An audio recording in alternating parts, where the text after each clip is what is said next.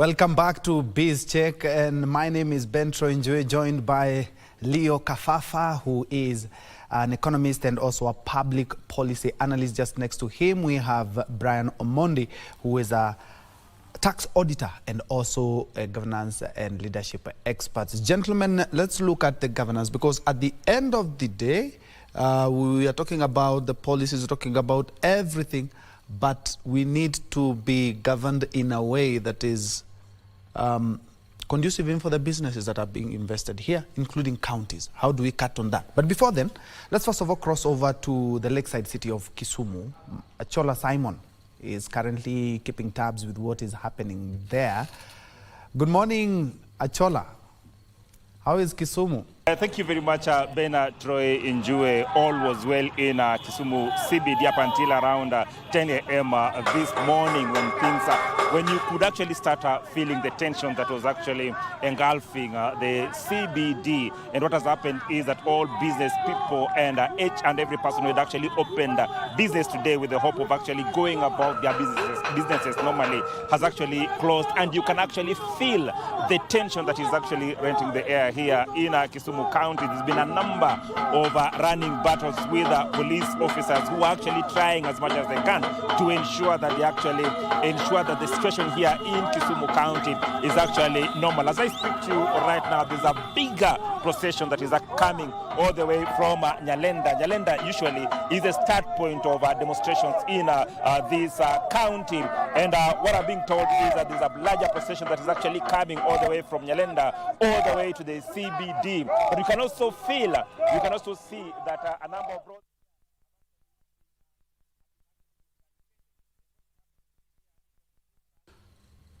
That has been a live coverage there from Achola Simon there from Kisumu, and it tells us that have been reported cases of running battles between the youth and the police. Let's now cross over to the coastal county of Mombasa, and my colleague is currently standing by telling us, all right, let's have those pictures from the coastal city of Mombasa. Well, as you can see, those are live pictures from Mombasa. I don't know exactly where in particular, but as you can see, there are some youths gathering around, and some of the businesses closed actually. I'm not quite sure. I can see a number of pressmen there, and they more or less seem to be a procession. From the look of things, the right hand side of the road is quite busy than the other, and we will be getting a little bit more on that when my colleagues are a little bit more composed in regards to that. But we are looking at the state of the nation, and more specifically how we can cut down on expenditure and some of the challenges, because now for the first time ever a finance bill has been shot down. In the history of Kenya, there's no time that we've ever had a finance bill shot down by the head of state, because what happens mostly is that he returns it to Parliament with some amendments, and then they pass it, and then he assents it. But now it has been shot down. So where does that take us? Let me hear it from Leo. Yeah, Ben, as you rightly put it, this is unprecedented. We've never had an instance where the head of state recommends that all the clauses contained in the finance bill be expanded. Mm-hmm. It's a first. And it's interesting in the sense that the Constitution, I think, is a little grey about that kind of scenario. Mm. What happens? Is it possible for the president to recommend at that point where he's supposed to give assent? Is it constitutionally possible for him to recommend that the entire finance bill be done away with? I don't think it is. It's not possible. It's not within his remit as president to order that the finance bill be done away with. The best, what usually happens in these instances, as set out in Article 115 of the Constitution, is that whenever the president has issues with the finance bill, he sends it back to Parliament with the recommendation that those issues be amended, not deleted, amended, So him advising that all these clauses be deleted is not an amendment. Deletion is not an amendment. So it's a gray area, and it's open to multiple interpretations about what the situation portends going forward.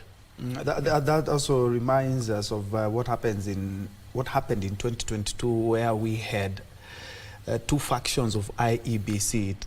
We had a gray area there as well, but I'm quite sure we're going to navigate this as well. Something very keen that the head of state was very keen on is that in terms of renovations that were there, some of the development expenditures will be cut down, and also even asked the county governments to also be very keen in terms of how we spend our resources. The youth are saying we don't have an issue paying taxes, but we need people to be accountable for these taxes. Brian. Accountability. Easier said than done. It's a big problem. And not just in Kenya, by the way. Even if you look at the OECD countries, I mean, this is a big problem even there. You look at UK, you look at the US, you look at Canada, it's a big problem. Accountability is a big problem. And that's because of how the budget is crafted. If you speak very closely with the people in the National Treasury, they will tell you the truth of how the budget process is. And I've been lucky to have some very close friends who are part of the budget process in the National Treasury. And they tell you that the budget making process is pegged on the priorities of the government. And the priorities of the government are majorly 5. Number 1 is the Vision 2030. Number 2 is, and by Vision 2030 what we mean is that the government wants to align its priorities with the Vision 2030. So that in the plan they come up with in the 5 years, it is a plan towards attaining Vision 2030 for the country, all right? Number 2 is the political class, and this is where the problem is. The political class, it's a sad affair, but the fact of the matter is political leadership is not free. Political leadership is not free. And by this, what we mean is that every political leadership that comes into place have to refund themselves the cost of earning that political leadership. Allow me just to interject and say that those are live pictures from Mombasa County, and that is Moi Avenue. I think this is the first county that we have seen youth already starting to protest. And they are headed, from what I'm informed, is that they are heading to the Mombasa CBD. And they have been grouping since morning, and now they have decided to protest. Okay, of course, we will be getting a little bit more in regards to that.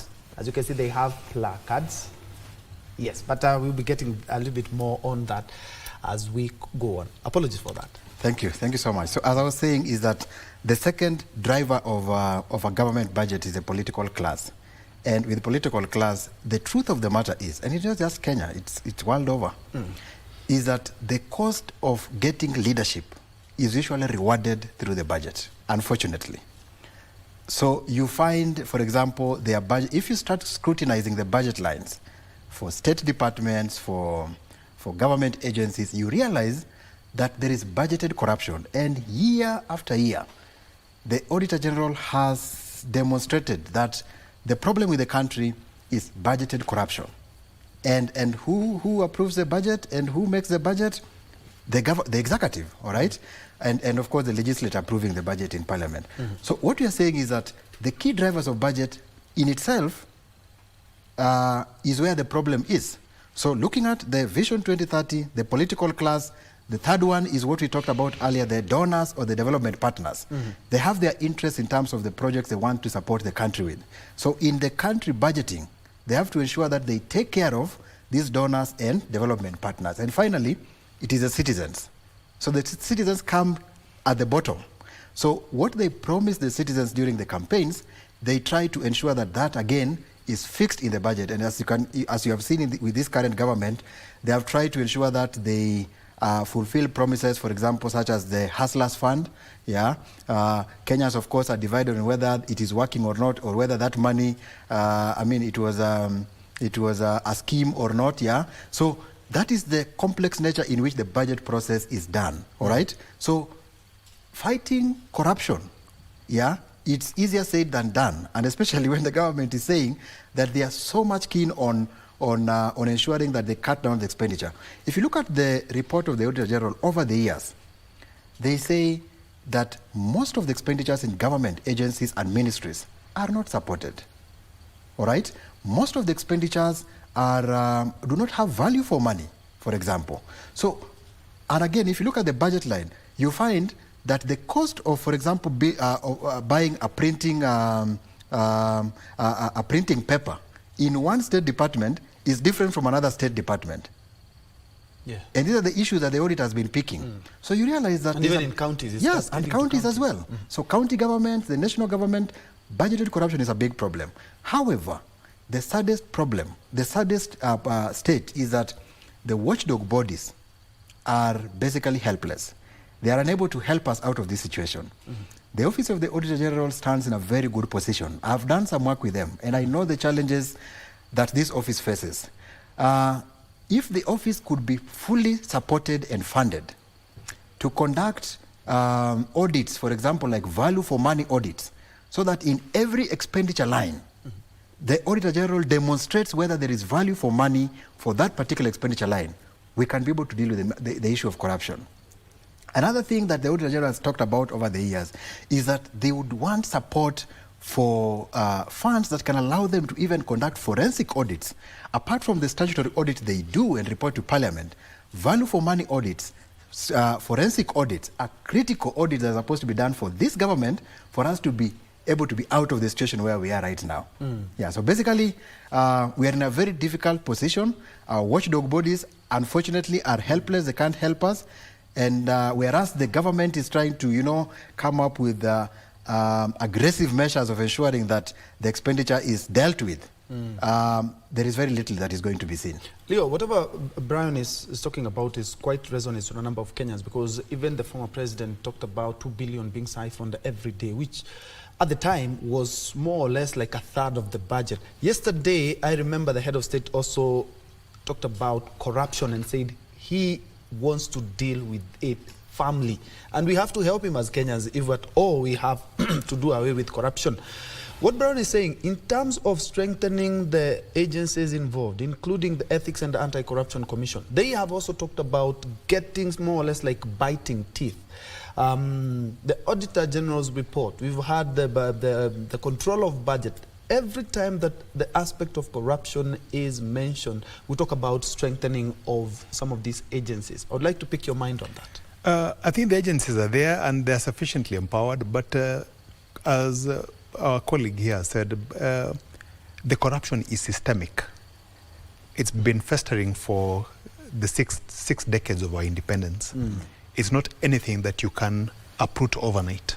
It's the systems. I mean, right from the tea-girl, who probably knows where she gets her supplies from at a deal and probably inflates it and passes it over, to the very top in a ministry. There's corruption and it's systemic. So Kenyans just have to be patient to allow the agencies that are tasked with fighting corruptions to do their thing. I mean, we have multiple agencies, not just ESCC or the DCI, as you've mentioned. We even have agencies like the Asset Recovery Agency. Why aren't we seeing enough action from these asset recovery agencies? When Kenyans cry about profligate of the opulence that some of our leaders are displaying, somebody turns up in a Maybach, Mercedes, which we know is close to 30 or 40 billion, yet 40 million. Yet a couple of years ago, this person was living from hand to mouth. Asset Recovery Agency doesn't need a court trial. It just needs to ask the person to come over and to prove that they've gotten whatever the asset they have legitimately. If they can't prove it, it's just simply one court order, and the asset is forfeited to the state. So we should see a lot of that kind of action, even if for the optics. And I will say the problem with this government is not so much that they're not fighting corruption, because every government, like I've said, from independence to the present, has been corrupt. The problem with this government is its optics. We have too many newly minted millionaires flaunting their wealth and with absolutely no And our leaders are accountability. doing the same. Let's not hide our heads. Yeah. They are doing that in Yes. rallies, and we have seen them in their TikToks and Yes, and that's what is now stirring up the anger that we see in the nation, because you cannot talk about austerity measures, tightening of belts, when you yourself have a designer watch or you have designer shoes that are costing literally millions of shillings. Yeah, there's a disconnect between the rhetoric and the reality. The optics have to be managed by this government. I mean, hide your ill-gotten wealth, for God's sake, you know. Let us hear about it in Pandora Papers, but don't flaunt it in our faces, you know. Very true. Yeah. Brian, we'll talk about wastage and wage bill. Because if at all, the head of state yesterday said that over 100 shillings, 61 shillings, we are using that to repay debt. The remaining 39 shillings, that's where the wage bill is, that's where the recurrent expenditure is. But it is still a big thorn. We had a conference, a wage bill conference, I think it was back in March or April. But we have not been able to address the issue of wage bill. And sometimes we have even duplication of roles in government that more or less stretches the wage bill. Yeah, I think wage bill is a big problem in government, and it's a problem that the government has struggled to fix. And it's a pretty straightforward problem for me, if you ask me. I mean, most of the positions you have seen even in government are positions that are not in the Constitution. Yeah, the Constitution is very clear in terms of the structure of government and who is supposed to be where. But you find, for example, offices have been created. The Chief Administrative Secretary, for example, and constitutional office, which the government has insisted that must be there. Yeah? If you look at the budget allocation for that particular function of government in a year, that can be able to build quite a number of affordable houses, for example, that is needed in the country right now. Yeah, if you look at, for example, allocation to, the spouses of the president and the deputy president, I mean, those are unconstitutional offices, by the way. Yeah, but you see, government allocation is being done every year in those offices.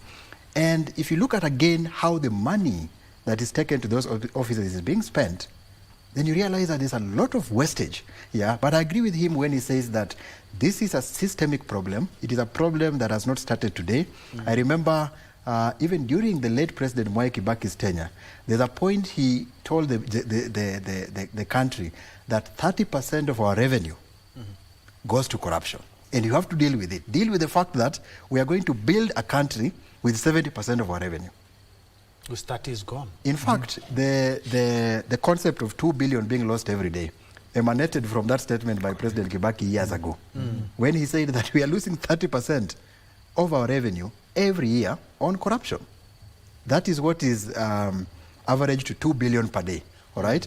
So it's a big problem, and I think we need fresh kind of leadership to be able to help us deal with this systemic problem. Because the current faces in the political leadership in the country, as you can see, they are not able to face this problem head on and deal with it once and for all. Let me pose this question in regards to our leaders. You do remember all eyes were watching State House yesterday, and when the president announced that he had shut down the bill, the MPs were very elated and they actually clapped. And remember, a day before, there were chaos in Parliament, the MPs trying to pass the bill itself. And Kenyans have talked about, let's recall our MPs if they are not helping us. Unfortunately, they are the ones who are going to be debating the next finance bill. We need to be very careful on who we put in these offices, because at the end of the day, we do not want them to go there and line their pockets with ill-gotten wealth. Right. If you look at the body language of the president and everybody that was in State House yesterday, I'm not a body language expert, but by a mere look of the body language of the MPs and everybody that surrounded the president there, you see people who do not mean what they say. Kenyans are willing to sacrifice. Kenyans are willing to sacrifice for the sake of ensuring that the government runs. They are willing to pay taxes, they are willing to do everything that is required to ensure that we have a good country and a stable country. But the political leadership has never demonstrated from their end a sign of sacrifice. If you look at the control of budget allocation to parliament and to the executive, you realize that these people have cushioned themselves against the economic effects that is currently facing the country. The country is facing currently. So the fact that Kenyans are seeing that they are taking significant sacrifices and the political class is not doing the same is what is leading us to where we are currently. Let me tell you, if we could see, for example, serious and significant measures from the head of state himself towards reducing the cost, in his office alone. Every weekend, you see the presidency, and I'm talking about now the president and his deputy, crisscrossing the country to attend church services. Do you know the cost of getting the president from State House to Bungoma for a church function? Do you know that cost? No. I don't want to talk about that cost here. But the it's cost... enormous because of the entourage as exactly. Well. These people come with a fleet of... he flies, but he still has a fleet of almost 30 vehicles. The cost of removing the president from Nairobi to Kisii, for example, for a function, every Sunday. And yet there are so many churches in Nairobi. Do you know we have so many churches compared to even schools in Nairobi here? Somebody would argue that maybe because he's a symbol of national unity, he need really... I was actually about to say that you've actually stolen my thunder, so to speak. Okay. I was about to say we must also be cognizant of the fact that the president is also a political figure. He's the executive, but he's a politician at the same time. And if he is conspicuously absent from the electorate who put him into power, then it poses a problem, particularly when it comes to the next elections. And I'm sure he has his eye on a re-election. So to that end, it behooves him to move from one part of the country when he can, just to let people know that it was not an election gimmick. He's still in touch with the grassroots. It's the unfortunate consequence of being a political figure. There's something you want to add, but actually they can reduce the convoys, or maybe because he has talked about his office is going to be cutting down. So we're expecting some of the changes, to see the changes and the impact as well. You wanted to add something? You see, what he's saying is correct. I mean, it's a symbol of national unity. But the country is at a very difficult position. And we are not saying the president should not go at all. Instead of going every week, go even once. I mean, President Kibaki never used to fly everywhere every week. Yeah, I mean, he used to be around, and people could still feel that our president is here and is present as a symbol of national unity. So what you're saying, as we take the austerity measures, we need to see from his office that he is holding prayers in the State House, or if he's going around the country, then he reduces that to maybe once or twice a month. All right. Another thing, if you look at the foreign travel, the budget for the foreign travel in the presidency alone, you have seen these international forums where presidents from various countries are coming.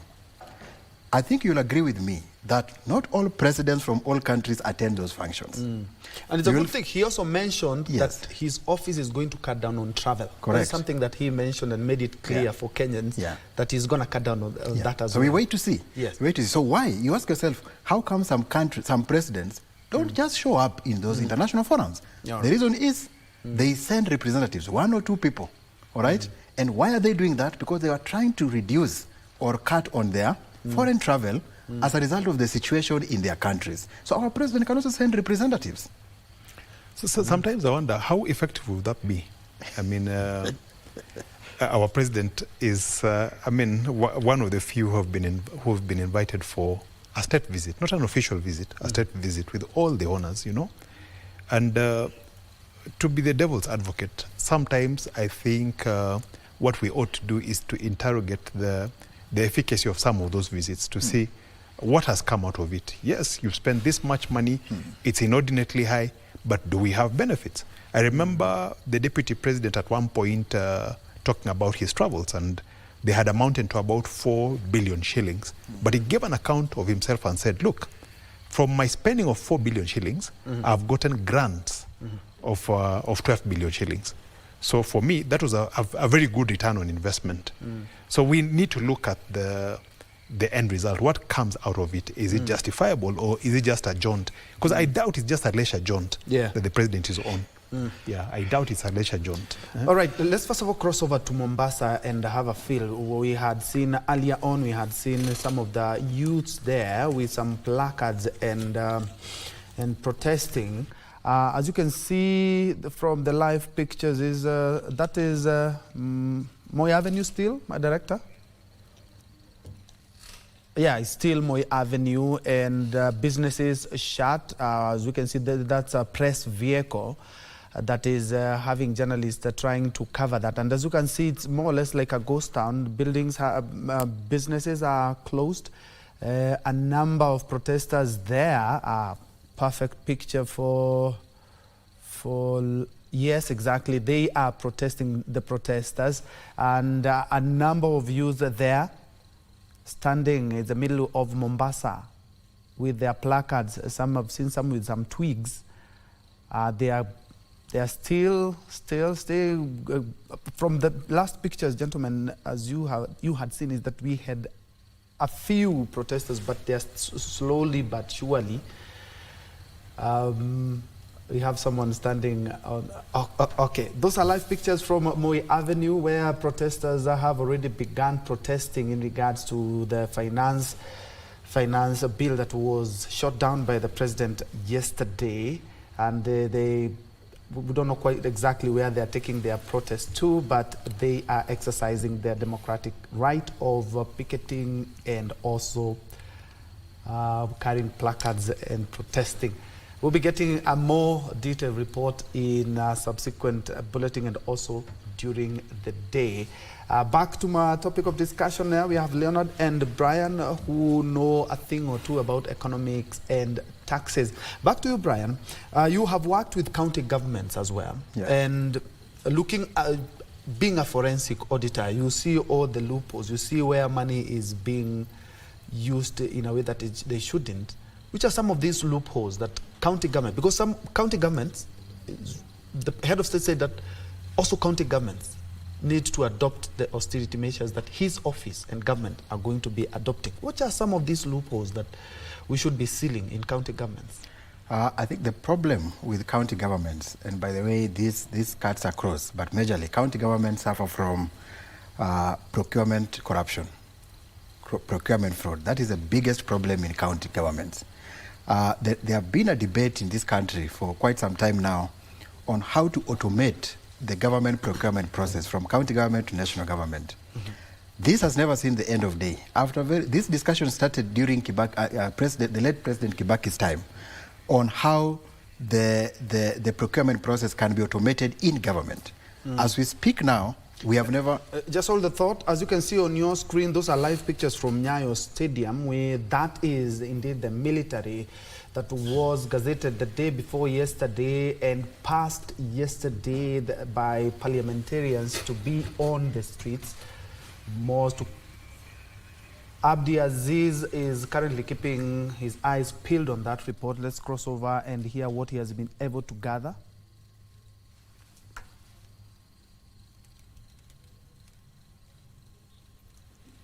Well, currently we are here at Nyayo Stadium. You do remember, our viewers, if you're just joining us, the members of parliament on Wednesday morning approved the deployment of Kenya Defence Forces officers within the country to restore order after the deadly protests that were witnessed across the country on Tuesday. What you're seeing now is the military wing out to leave at any moment from now, ensure that the country is safer. Now, this follows when the House voted to approve the motion by the National Assembly Majority Leader, who is Kimani Ichung'wah, hours after Defense Cabinet Secretary Aden Duale gazetted the KDF deployment. The soldiers will support a Kenya Police Service to restore normalcy across the country following the anti-finance bill protests that turned tragic on Tuesday. You do remember what President William Ruto clearly stated, and who was the Commander-in-Chief clearly stated, that the government will use all its avenues to ensure that you're safer and your business premises and houses are safer as well. This includes deployment of the military. Now, already the military officers, as you can see on your screen, have already been deployed from their various barracks. They are here at the Nyayo Stadium, and any moment from now, Nyayo Stadium as parts of Nairobi to ensure security. The Gazette notice that was given by the Cabinet Secretary Aden Duale will ensure the KDF will offer ample security and support to the police service. And we are to ascertain if the KDF have also been deployed in other parts of the country. But here in the capital, as you can see on your screens, we can confirm to you here in Nairobi, the KDF have been deployed. And any moment from now, they're expected to leave the barracks. We saw the military presence later in the evening on Tuesday at the mausoleum, Parliament, which they did restore order. And following the Gazette notice, they're here. Now, of course, the Gazette notice, as well as the orders the Commander-in-Chief and the Defence Cabinet Secretary are relying on, is Article 241(3)(b) of the Kenyan Constitution, deployment of the Kenya Defence Forces in support of the national service. According to Duale, the deployment was in response to the security caused by the violent protests in various parts of the country, and they will offer support. Now, the article clearly further stipulates about deployment of the Kenya Defence Forces in Kenya. Under the Article 241 of the Constitution, there are only two scenarios that KDF can be deployed within our borders: to support the police in situations of emergency, and secondly, deployment to restore peace in any part within the country. Now, to support the police in the situations of emergency that was precipitated on Tuesday, and to ascertain the security of Kenyans, especially Nairobians, today, is Section 3B of Article 241(3) says that the Defence Forces shall assist and cooperate with other authorities in situations of emergency or disaster, and report to the National Assembly whenever deployed in such circumstances. And following the sitting that was done on Wednesday morning, it has allowed them to be out today. Now, further, according to Section 34 of the KDF Act, it is explicit on the regulations of support of the police. Now, the Section 34(1) provides that in the event the Kenya forces are being deployed in support of the National Police Service, such deployment shall comply with constitutional standards relating to human rights and fundamental freedoms. Section 34(2) says further that the deployment of the Defence Forces is in support of the National Police Service happens, the Cabinet Secretary shall within 24 hours issue a notice in a Gazette notice of the commencement of such a deployment, which has been the case.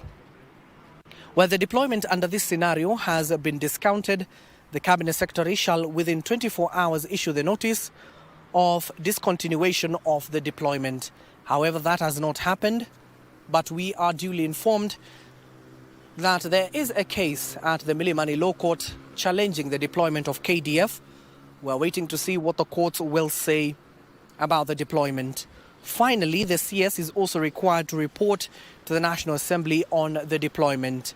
Now, it is very crucial, even if as a KDF are being tapped to join their fellow brethren, that is the National Police Service, their duties and powers they ought to adhere to under the Section 35 of the KDF Act, which the Act says that whenever the Defence Forces or any portion or member thereof has been deployed in support of the police or in a security operation, that KDF members shall have the same powers and exercise the same duties as those conferred or imposed upon a member of the National Police Service. The powers and duties referred to may only be exercised or performed for a successful execution of that of the deployment, maintenance of law and order, or preservation of the internal security of the state. However, there is a caveat to that particular section, that such powers and duties referred to shall not include powers and duties to investigate crimes, which is the sole responsibility of the local enforcements that are able to operate within our borders. The law provides that in such an operation or support of the police, a member of the Kenya Defence Forces who arrests or detain any person or seizes any article or object shall, as soon as possible, hand that person to the police. That goes hand in hand, given that the police have the mandate to investigate any crimes that have been committed within our borders. And according to the law, the KDF are expected, when they seize anybody they believe to be either rogue or involved in any criminal activities, they're expected to hand them over to the police. Of this article relating to the powers and duties of a member of the Defence Forces may not be construed as removing, distracting, or diminishing any power of duty expressly conferred, enforced, or imposed by any other law upon such member of the Defence Forces. Now, members of the Defence Forces deployed in terms of restoring peace shall receive appropriate training before such deployment and shall be equipped accordingly, which you can now see on your screens.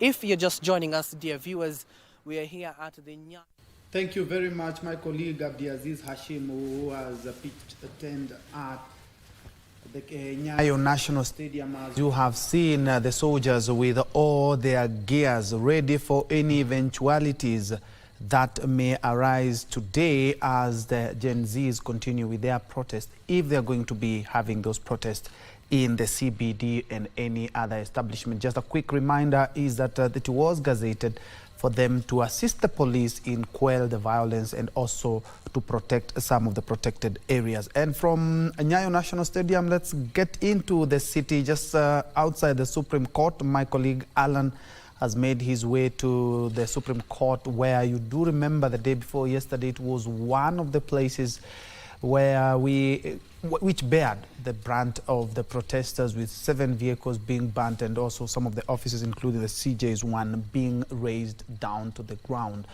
Over to you, Alan.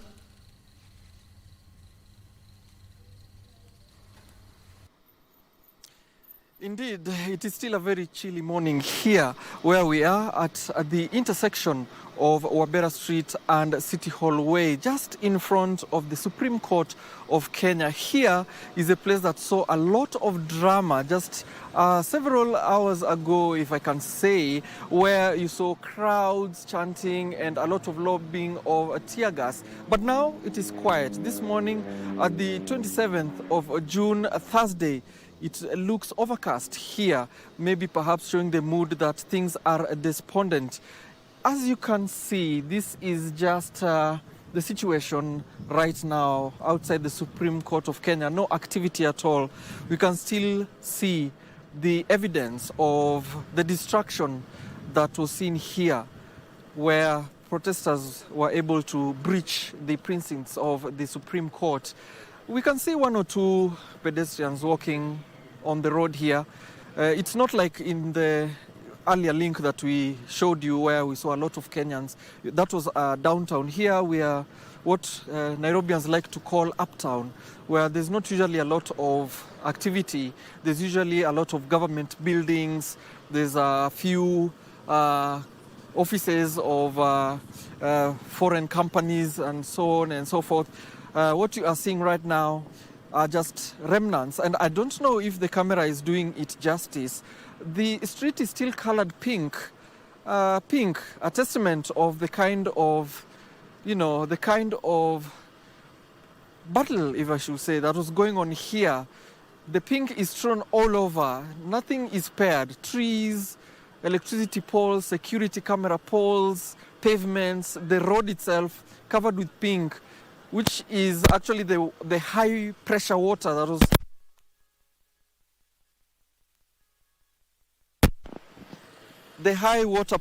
was being ejected from the water cannons here. We are seeing several parked on the side of the road, but still, nevertheless, pedestrians are still going on about their business. As you can see, we still have a few commuters making their way into town.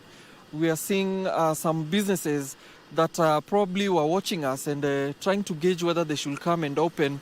But we are still seeing very, popular joints, very popular eateries and restaurants are still closed. Of course, you can see one of the most famous retail chains here, Carrefour Market, is closed. It's one of the supermarkets that was damaged during the protests and looted as well.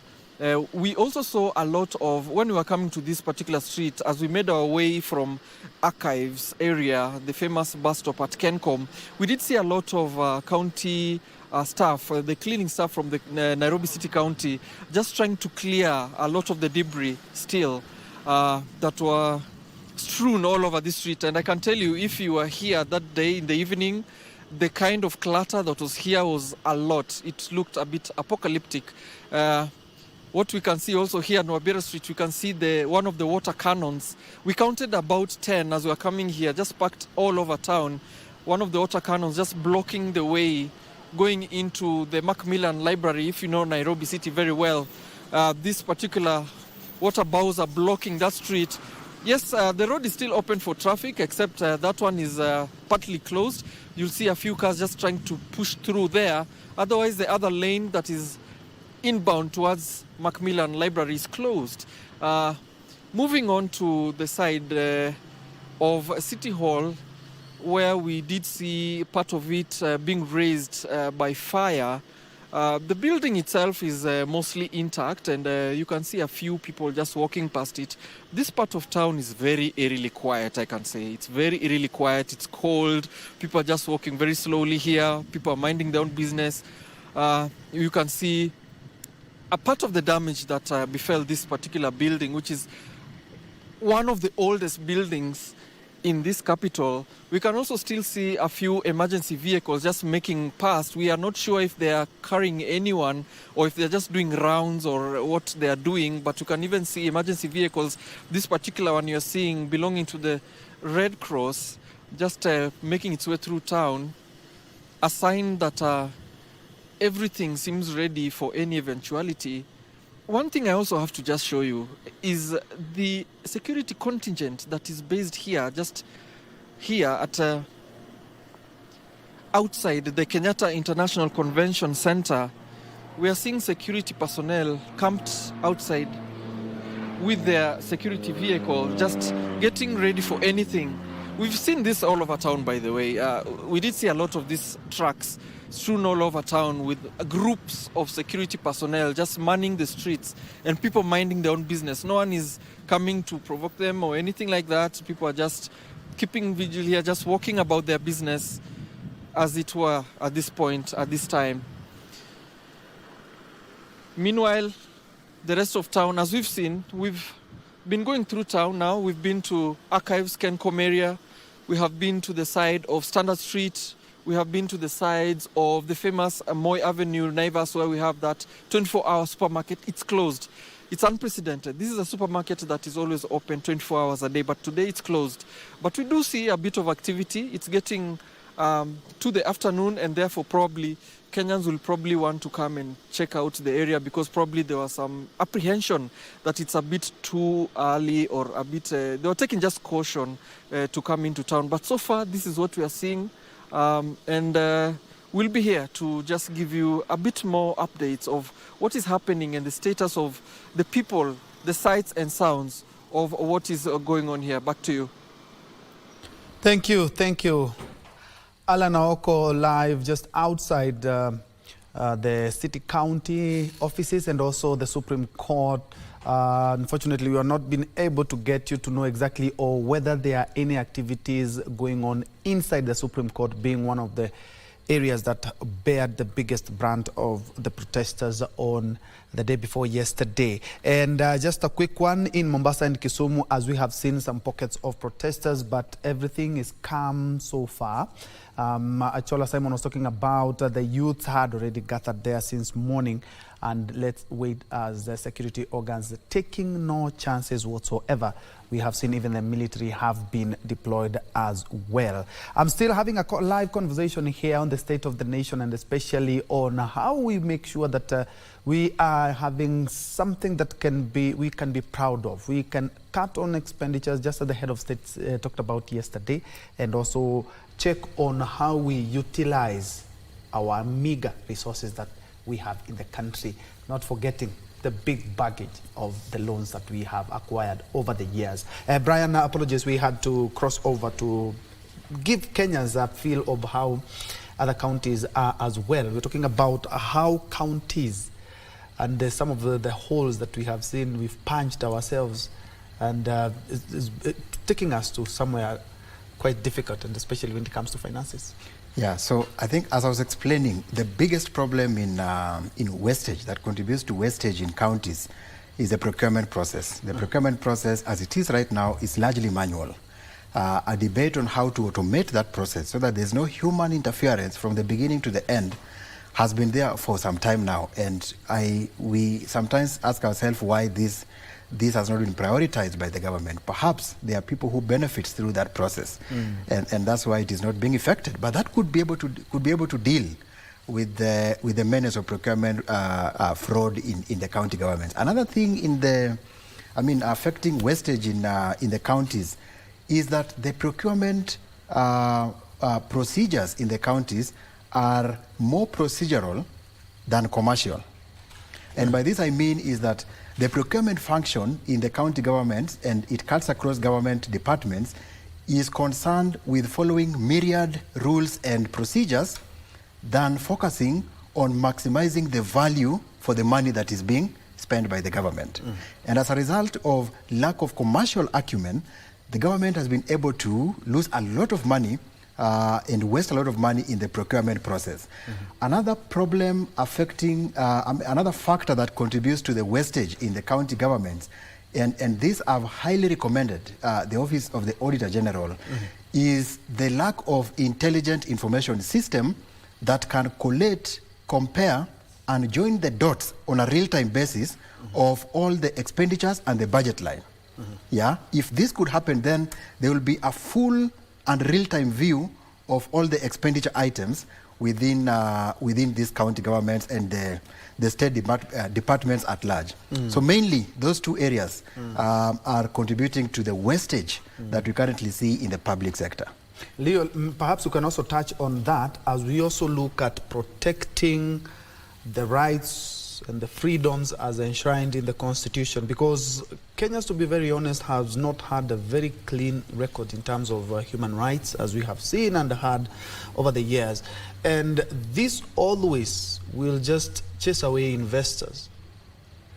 I beg to differ. I think by and large we are a beacon in the region when it comes to human rights and the way they are upheld. Why I'm saying this is because you do remember the last financial bill, how many people were murdered. And the day before yesterday, even the Kenya National Human Rights Commission has also pointed out some of these. There is a perception that liberties are license. There's a difference between fundamental rights and liberties and license. Liberties are not licensed to engage in an illegal activity. I'll give you an example. The people who overran Parliament, they had been allowed, according to the laws of the land, that allow picketing or demonstrations, to take to the streets and to air their grievances. But the same laws did not allow them to break down the fence of Parliament and to get into Parliament and to engage in the wanton distractions that we saw. Actually, there's no law that captured on live TV. So in instances such as those where the rights of others infringe, or the rights of, say, demonstrators of that sort infringe on those of others, the law has to take its case. And one of the most unfortunate consequences of that is death, obviously.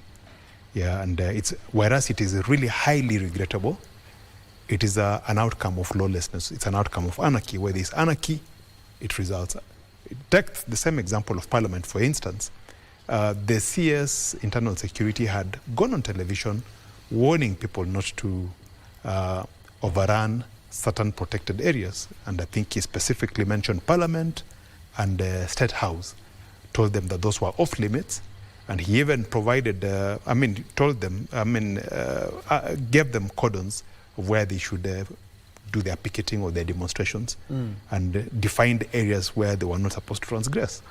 So the fellows who ran into Parliament and got shot, honestly, how do you blame the police? How does it become a human rights issue? If they overrun the police and they go in there with the knives and stuff like that and they want to kill, in as much as it is really regrettable, it's reprehensible that some of them have to lose their lives, it's just an outcome of what happens. But I say that we have great fundamental rights and liberties that have been fought for over the years, of course, starting from the Second Liberation Movement, moving all the way to the promulgation of the 2010 Constitution, which is arguably one of the most progressive constitutions in the world. It gives us a lot of rights and liberties. And if you doubt what I'm saying, you need only to go next door to one of our neighbors that is usually described as a police state, whose name I won't mention, but we all know which it is, or other countries in the region where this sort of picketing cannot be countenanced by those in authority. You need only go to those states to realize that we enjoy great freedoms. And the very fact that we had peaceful demonstrations earlier, before they were infiltrated by hooligans, proves that, yes, our laws and regulations are in place and that guarantee these fundamental rights and liberties for citizens. Yeah. And some of the ways that we can be able to assist, and the government or can be able to assist and especially bring in or rope in more investors, is negotiating better deals, Brian. Yeah. Talking about more or less like what we had done with the G2G, government to government oil deal. Of course, we still haven't gotten a clear vision of exactly how that has helped the country to maybe bring down the cost of living or even the cost of fuel. But as you prepare with that point, those are live pictures from Mombasa Road. These were some of the military vehicles, the infantry vehicles that were at Nyayo National Stadium, and from the look of things, they are headed to the Nairobi CBD. Again, those are some of the live pictures from Mombasa Road, being followed up by one of our crew, that is Abdi Aziz Hashim. Remember, the government had gazetted the deployment of the military to assist our security agencies to quell violence, and more specifically to protect protected areas. And just as Abdi had mentioned, is that they are making, or they could be making their way to the CBD, and that is exactly what they are doing. And they are following them up, so we will be knowing exactly where they are headed to. But again, that is the military who are assisting our police to maintain peace, order, and law. Brian. So in terms of trying to encourage investors to, invest in the country, I think we have not done bad as such as a country, because we have seen key investors coming to invest in the country. The government has tried to, open up the special economic zone.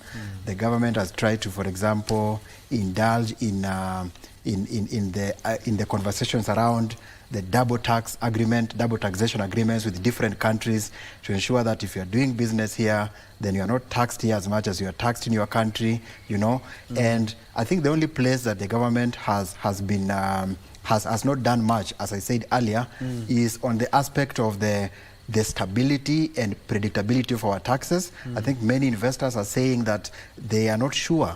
They are saying that our they lack what we call the stable and predictable tax environment, and because of that, their businesses are not certain. All right, yeah. But in general approach that has been taken by the government to ensure that investors, the country is attractive to investors, I think it's something that we need to recommend the government. Very well. Yeah. Gentlemen, I've been given a minute each so that we may wrap it up. I'll begin with you, Leo. Yeah, great discussion. Yeah, we are at that point in our history where a decision has to be made one way or the other about this finance bill, and we'll be waiting to see in the coming days how it pans out. Yeah. Thank you so much. I'm glad that as a nation we have come to a point where people are willing to sit and discuss national issues that are affecting the country. I thank the presidency for coming down, as the young people are saying it outside there, and listen to the people. I mean, he has given serious commitment to have a multi-sectoral approach in terms of trying to address the issues that are currently bedeviling the country. My only prayer is that may whatever they say be action at the end of the day, because they say very good things at face value, but we see very little results on the ground. Yes. Thank you.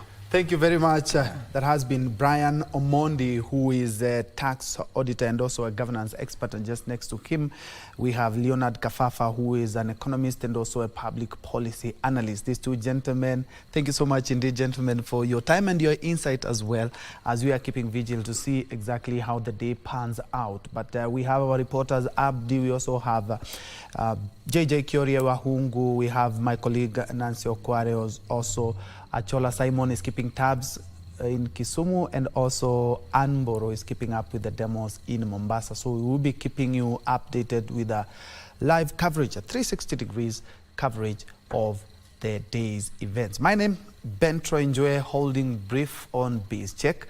On behalf of everyone who has made this broadcast a success, thank you so much. I'm giving the baton now to Kurunzi and Tamrini, which is coming to you in the next couple of minutes. Do have yourself a blessed and safe day.